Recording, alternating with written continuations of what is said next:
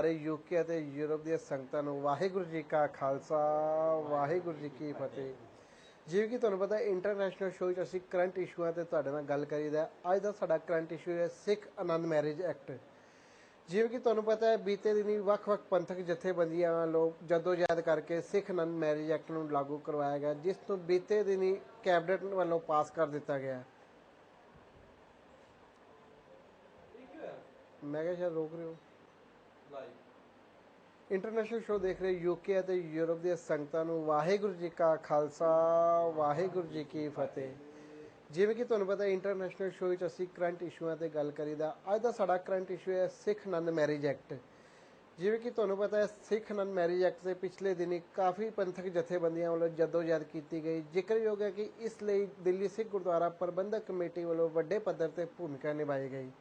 ਅੱਜ ਅਸੀਂ ਸਿੱਖ ਆਨੰਦ marriage act ਦੀ ਗੱਲ ਕਰਾਂਗੇ। ਸਾਡੇ ਨਾਲ ਸਾਡੇ ਸਟੂਡੀਓ 'ਚ ਮੌਜੂਦ ਹਨ ਸਰਦਾਰ ਤਰਸੇਮ ਸਿੰਘ ਜੀ, ਧਰਮ ਪ੍ਰਚਾਰ ਦਿੱਲੀ ਸਿੱਖ ਗੁਰਦੁਆਰਾ ਪ੍ਰਬੰਧਕ ਕਮੇਟੀ, ਸਰਦਾਰ ਕੁਲਵੀਰ ਸਿੰਘ ਜੀ, ਕਨਵੀਨਰ ਧਰਮ ਪ੍ਰਚਾਰ ਕਮੇਟੀ, ਅਤੇ ਨਾਲ ਹੀ ਸਾਡੇ ਨਾਲ ਸਮਾਜ ਸੇਵੀ ਸਰਦਾਰ ਗੁਰਚਰਨ ਸਿੰਘ ਬੱਬਰ। ਇਹਨਾਂ ਦੀ ਜਿੰਨੀ ਵੀ ਤਾਰੀਫ ਕਰੀਏ ਉਨੀ ਥੋੜੀ ਹੈ। ਇਹ ਸਮਾਜ ਸੇਵਾ ਇਸ ਤਰ੍ਹਾਂ ਕਰਦੇ ਹਨ, ਹਿੰਦੀ, ਪੰਜਾਬੀ ਅਤੇ ਇੰਗਲਿਸ਼ ਦੀਆਂ 3 ਅਖਬਾਰਾਂ ਕੱਢ ਕੇ ਘਰ ਘਰ ਹਿੰਦੁਸਤਾਨ ਦੀਆਂ ਖਬਰਾਂ ਘਰ ਘਰ ਪਹੁੰਚਾਉਂਦੇ ਹਨ।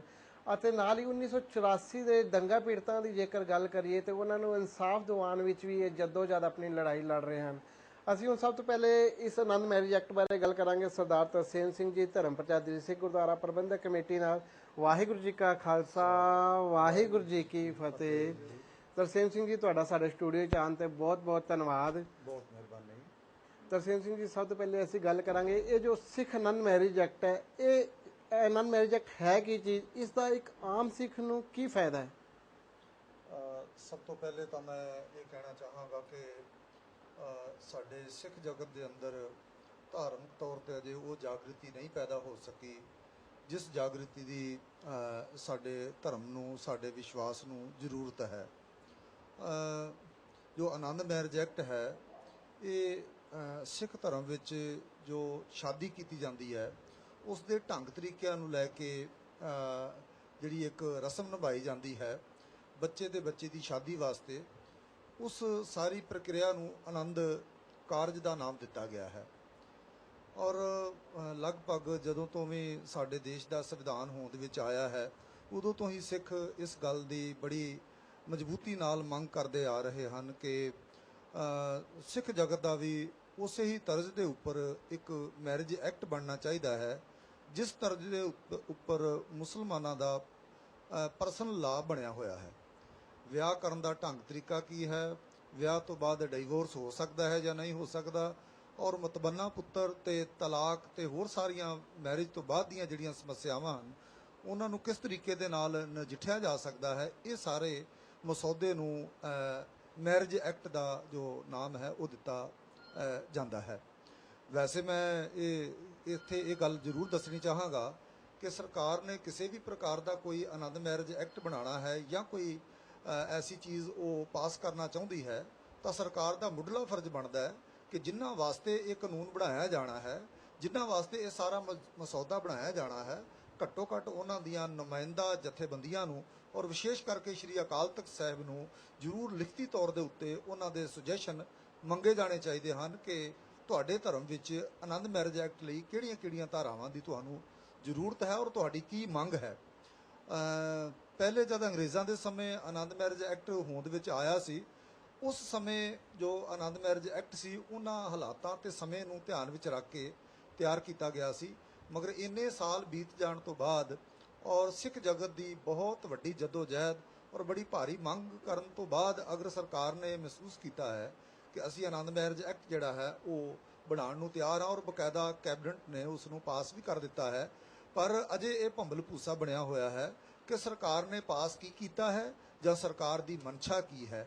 ਮੈਂ ਇਸ ਗੱਲ ਤੋਂ ਪੂਰੀ ਤਰ੍ਹਾਂ ਅਵੇਅਰ ਹਾਂ ਔਰ ਮੈਨੂੰ ਪੂਰਾ ਇਹ ਸ਼ੱਕ ਹੈ ਕਿ ਆਨੰਦ ਮੈਰਿਜ ਐਕਟ ਜੋ ਸਿੱਖ ਜਗਤ ਦੀ ਮੰਗ ਹੈ ਉਹਨਾਂ ਮੰਗਾਂ ਦੇ ਮੁਤਾਬਕ ਨਹੀਂ ਬਣਾਇਆ ਜਾਵੇਗਾ। ਸਰਕਾਰ ਤੇ ਸਰਕਾਰ ਦੀਆਂ ਕੂਟਨੀਤਿਕ ਜੋ ਏਜੰਸੀਆਂ ਹਨ ਉਹਨਾਂ ਦੀ ਰਾਏ ਔਰ ਉਹਨਾਂ ਦੀ ਸਲਾਹ ਦੇ ਮੁਤਾਬਕ ਹੀ ਇਹ ਆਨੰਦ ਮੈਰਿਜ ਐਕਟ ਜਿਹੜਾ ਹੈ ਉਹ ਬਣਾ ਦਿੱਤਾ ਜਾਵੇਗਾ।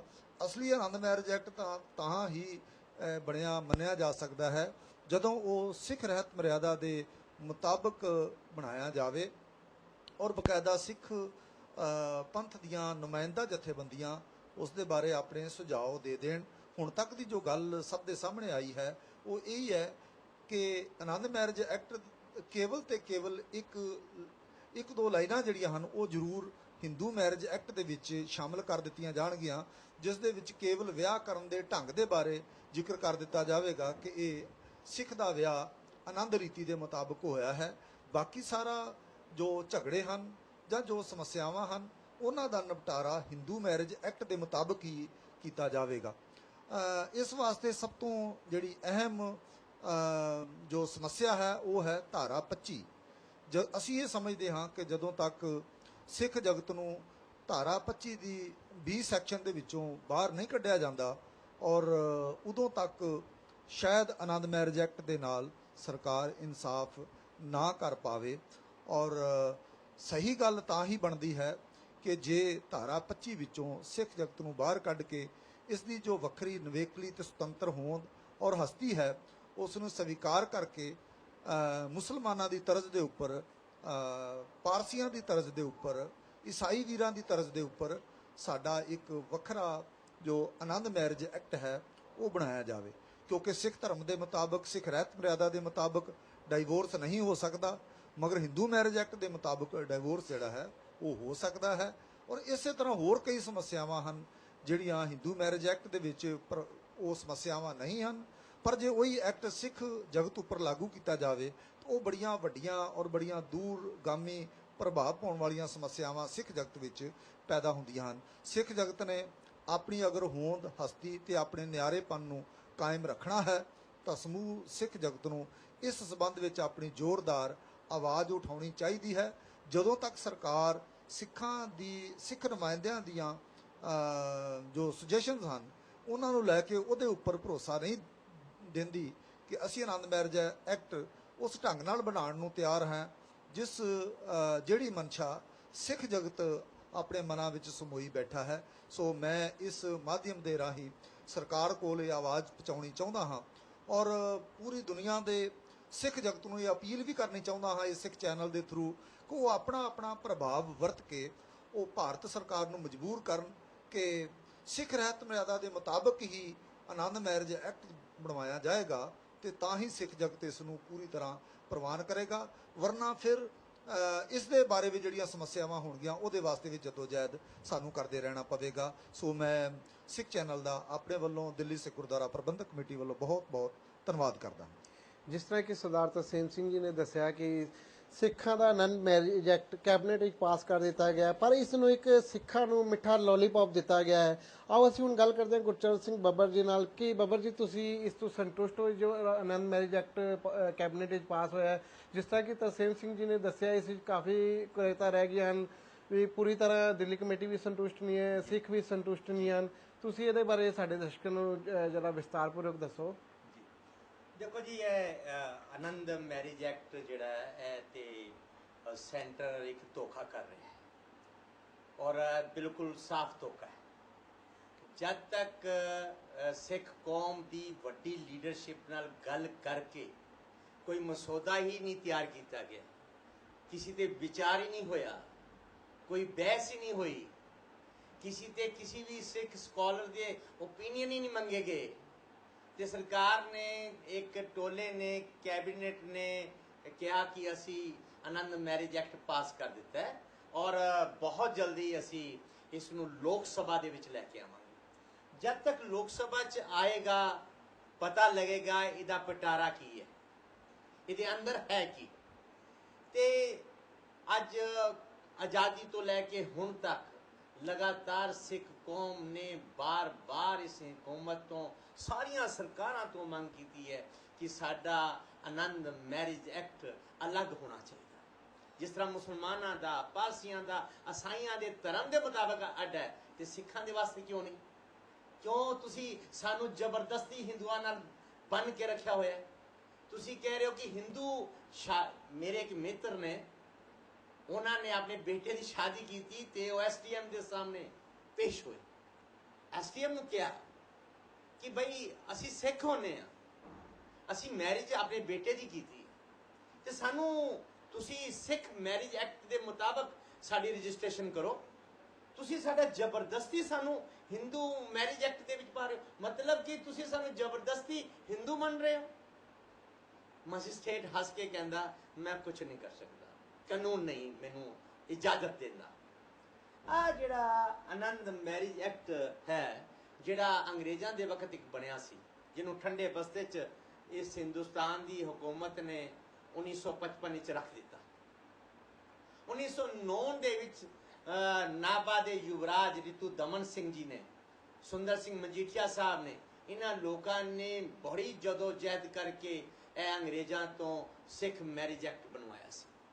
ਉਹ ਇਹ ਸਿੱਖ ਮੈਰਿਜ ਐਕਟ ਬਣਨ ਤੋਂ ਬਾਅਦ 95 ਦੇ ਵਿੱਚ ਹਿੰਦੁਸਤਾਨ ਦੀ ਹੁਕੂਮਤ ਨੇ ਸਿੱਖਾਂ ਨੂੰ ਹਿੰਦੂਆਂ ਨਾਲ ਜ਼ਬਰਦਸਤੀ ਬੰਨ ਦਿੱਤਾ ਕਿ ਤੁਹਾਡਾ ਕੋਈ ਵੱਖਰਾ ਮੈਰਿਜ ਐਕਟ ਨਹੀਂ ਹੈ, ਤੁਸੀਂ ਤੇ ਹਿੰਦੂ ਮੈਰਿਜ ਐਕਟ ਦੇ ਵਿੱਚ ਆਉਂਦੇ ਹੋ। ਅੱਜ ਜਿਹੜੀ ਗੱਲ ਸਾਹਮਣੇ ਆ ਰਹੀ ਹੈ ਕਿ ਜਿਹੜਾ ਸਿੱਖ ਕੌਮ ਹੈ ਕਿ ਇਸ ਮੈਰਿਜ ਐਕਟ ਤੋਂ ਸੰਤੁਸ਼ਟ ਹੋ ਜਾਏਗੀ, ਕਿ ਮੈਰਿਜ ਐਕਟ ਬਣਨ ਨਾਲ ਸਿੱਖਾਂ ਦੀ ਵੱਖਰੀ ਹੋਂਦ ਨੂੰ ਮੰਨਿਆ ਜਾਏਗਾ?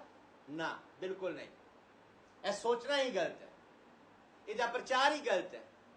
ਕੁਝ ਸਾਡੇ ਭਰਾ ਬੜੇ ਜ਼ਿਆਦਾ ਜੋਸ਼ ਜਾ ਕੇ ਆਪਣੇ ਸਵਾਗਤ ਵੀ ਕਰਾ ਰਹੇ ਨੇ, ਸਰੋਪੇ ਵੀ ਪਵਾ ਰਹੇ ਨੇ, ਬੜੀਆਂ ਗੱਲਾਂ ਕਰ ਰਹੇ ਨੇ ਕਿ ਅਸੀਂ ਦੇਖੋ ਜੀ ਹਕੂਮਤ ਤੋਂ ਅਲੱਗ ਸਿੱਖ ਮੈਰਿਜ ਐਕਟ ਬਣਵਾ ਲਿਆ। ਪਰ ਆਇਆ ਕਿ ਹਾਲੇ ਕਿਸੇ ਨੂੰ ਨਹੀਂ ਪਤਾ, ਪਾਸ ਕੀ ਹੋਣਾ ਹਾਲੇ ਕਿਸੇ ਨੂੰ ਨਹੀਂ ਪਤਾ।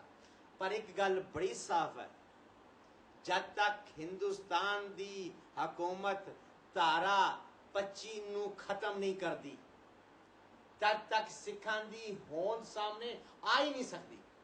ਧਾਰਾ 25 ਹਿੰਦੁਸਤਾਨ ਦੇ ਵਿੱਚ ਸਿੱਖਾਂ ਦੇ ਵਾਸਤੇ ਬਹੁਤ ਵੱਡੀ ਰੁਕਾਵਟ ਹੈ। ਅਗਰ ਸਿੱਖਾਂ ਨੇ ਆਜ਼ਾਦ ਹਸਤੀ ਨੂੰ ਆਪਣੀ ਨੂੰ ਮਨਵਾਉਣਾ ਹੈ, ਸੰਸਾਰ ਦੇ ਵਿੱਚ ਇੱਕ ਅਲੱਗ ਕੌਮ ਤੁਸੀਂ ਕਹਿਣ ਵਾਸਤੇ, ਕਹਾਉਣ ਵਾਸਤੇ ਮਜਬੂਰ ਕਰਨਾ ਹੈ ਲੋਕਾਂ ਨੂੰ ਸੰਸਾਰ ਦੇ, ਤੇ ਤੁਹਾਨੂੰ ਧਾਰਾ 25 ਹਟਵਾਣੀ ਹੀ ਪਏਗੀ। ਇਹ ਗੱਲ ਸਾਰੀ ਧਾਰਾ 25 ਨਾਲ ਹੈ।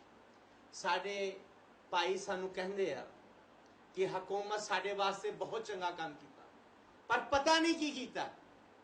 ਇਸ ਕਰਕੇ ਆਨੰਦ ਮੈਰਿਜ ਐਕਟ ਦੇ ਨਾਲ ਨਾ ਇੱਕ ਫਾਰਮ ਮਿਲਣਾ, ਉਹ ਫਾਰਮ ਭਰ ਦੇਣਾ, ਉਹਦੇ ਲਿਖ ਜਾਣਾ ਸਿੱਖ ਮਰਿਆਦਾ ਨਾਲ ਆਨੰਦ ਕਾਰਜ ਹੋਇਆ। ਉਸ ਫਾਰਮ ਦੇ ਨਾਲ ਕੀ ਬਣਨਾ ਕੌਮ ਦਾ?